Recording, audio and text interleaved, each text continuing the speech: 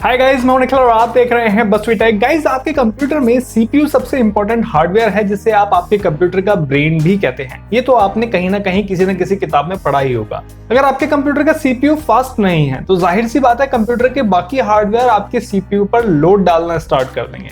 ठीक वैसे जैसे एक साड़ी की दुकान पे अगर 4 महिलाएं हों तो भैया ये दिखाओ, भैया वो दिखाओ कह के शॉप वाले पर इतना लोड डाल देते हैं कि वो परेशान हो जाता है। इसी तरीके से यहाँ पे सीपीयू का केस है। 90s के मिड में जब डेस्कटॉप कंप्यूटर बाजार में तेजी से बढ़ रहे थे तब हमारे कंप्यूटर में जो सीपीयू होता था वो सिर्फ एक कोर का होता था। लेकिन आज के CPU multi core, multi channel, higher clock speed, ये वो पता नहीं क्या क्या स्पेसिफिकेशंस के साथ आते हैं और इतने फास्ट होते हैं कि कैलकुलेट करना मुश्किल है कि ये कितने फास्ट हैं। लेकिन ये नए सीपीयू हो सकता है आपके माइंड में भी कुछ सवाल पैदा करते हो कि यार मल्टी कोर सीपीयू बढ़िया होते हैं या फिर ज्यादा क्लॉक स्पीड वाले सीपीयू। तो यही आज हमारा टाइटल है कि आज मैं आपको इस वीडियो में बताऊंगा सीपीयू के लिए क्या ज्यादा इंपॉर्टेंट है, मल्टी कोर का होना या फिर ज्यादा क्लॉक स्पीड का होना, या दोनों का। या फिर इसे ऐसा भी कह सकते हैं कि किस तरह के यूजर को किस तरह का सीपीयू प्रेफर करना चाहिए, हायर क्लॉक स्पीड या फिर मल्टी कोर सीपीयू। चलिए देखते हैं। तो गाइस, शुरू करने से पहले सबसे पहले तो हम ये जान लेते हैं कि मल्टी कोर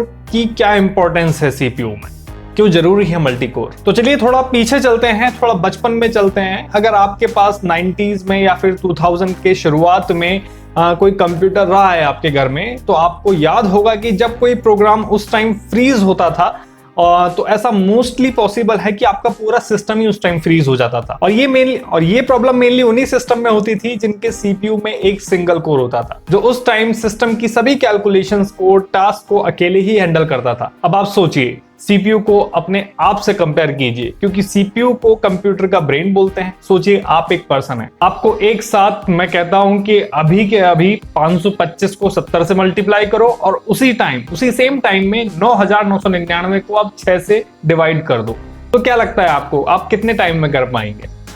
तो यही उस टाइम के सीपीयू के साथ दिक्कत थी। सिंगल कोर सीपीयू थे, टास्क मल्टीपल होते थे तो सीपीयू अपने हाथ खड़े कर देते थे, आपका सिस्टम फ्रीज कर देते थे। फिर कुछ टाइम बाद भाई ड्यूल कोर आए, यानी कि अब आपके कंप्यूटर के पास एक ऐसा सीपीयू है जिसके 2 कोर है, यानी कि 2 ब्रेन है। तो जाहिर सी बात है अब मैं आपको वही 2 कैलकुलेशन दूंगा तो आपके पास 2 ब्रेन है, यानी कि आप 2 पर्सन हैं। तो एज अ 2 ब्रेन अगर आपके पास 2 पर्सन हैं तो आप दोनों को एक एक कैलकुलेशन दे सकते हैं या फिर दोनों को टास्क दे सकते हैं, तो वो आसानी से परफॉर्म कर सकते हैं। तो जैसे जैसे कोर्स बढ़े, मल्टीटास्किंग वर्क बढ़ा और अब तो इतना बढ़ गया है कि हम 64 कोर्स तक पहुंच चुके हैं। जी हाँ दोस्तों, 64 कोर्स के सीपीयू भी अवेलेबल हैं जिन्हें वर्क स्टेशन सीपीयू बोलते हैं। अगर आप सोच रहे हैं कि भैया ऐसा कौन सा सीपीयू है जिसके 64 कोर्स है, तो AMD का एक थ्रेडरिपर वर्क स्टेशन सीपीयू है जिसके 64 कोर्स। तो आई गेस कोर्स की क्या इंपॉर्टेंस है ये तो आप समझ गए होंगे, क्योंकि भाई मल्टीटास्क चाहिए तो कोर्स भी हमें मल्टी चाहिए, मल्टी ब्रेन हमें चाहिए।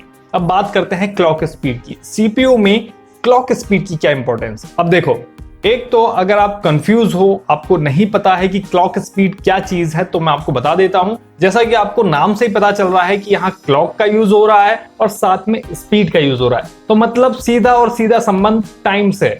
सीपीयू की बिट विड्थ और स्पीड आपको ये बताती है कि 1 सेकंड में आपका सीपीयू कितना डेटा प्रोसेस कर सकता है या फिर एग्जीक्यूट कर सकता है। बिट विड्थ मतलब 32 बिट या फिर 64 बिट बेस्ड आपका सीपीयू, जिसे आपने देखा भी होगा। आपका सिस्टम कितने बिट का, ये मुझे कमेंट करके बताइए। तो अगर आपका सीपीयू 32 बिट का है और उसकी स्पीड 3.93 गीगाहर्ट्ज है, तो इसका मतलब है कि आपका सीपीयू 1 सेकंड में 32 बिट डेटा की लगभग 4 बिलियन यूनिट 1 सेकंड में प्रोसेस कर सकता है। अब आज के टाइम में मोस्टली सीपीयू 64 बिट के हैं, इनकी प्रोसेसिंग कैपेसिटी भी ज्यादा है और अब तो क्लॉक स्पीड 5 गीगाहर्ट्ज तक पहुंच गई है। इंटेल ने अभी रिसेंटली सीपीयू रिलीज किया है 5 गीगाहर्ट्ज का, तो सोचिए कितना फास्ट होगा वो।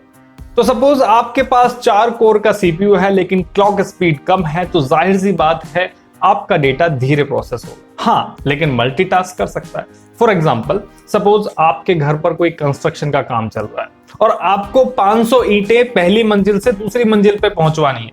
आप गए उन पर्सन के पास जो ईंटें चढ़ाते हैं और एक पर्सन आपको मिला, वो बोला भैया मैं एक दिन में पूरी ईंटें चढ़ा दूंगा 500 की 500। फिर आपने सोचा कि यार एक जगह और ट्राई कर लेते हैं, क्योंकि भाई हमारा माइंडसेट ऐसे ही होता है, एक नहीं हम 2 जगह पूछते हैं। तो हम दूसरे पर्सन के पास गए, वहां 2 लोगों का ग्रुप था, थोड़े कमजोर से खिलाड़ी थे, तो वो बोले भैया हम 500 ईंटें 1.5 से 2 दिन में चढ़ा देंगे। तो रिजल्ट अब आपके सामने है, आप किसे चुनेंगे? जाहिर सी बात है कि आप उस आदमी को चुनेंगे, उस पर्सन को चुनेंगे जो एक दिन में सारी की सारी ईंटें चढ़ा रहा है। हालांकि वो एक सिंगल आदमी है, सिंगल कोर है, लेकिन उसकी स्पीड ज्यादा है। अगर वो आदमी 2 होते और वो 2 आदमी भी ये कहते भैया हम एक दिन में चढ़ा देंगे 500 की 500 ईंटें, तब भी आप उन्हें ही चुनते बजाय उनके जो आपसे ये कह रहे हैं कि भैया हमें 1.5 से 2 दिन लग जाएगा इन्हें चढ़ाने में। तो रिजल्ट ये है कि ओवरऑल आपके लिए स्पीड जरूरी है, चाहे कोर आपके कम हो या फिर ज्यादा हो, आपको स्पीड ज्यादा चाहिए।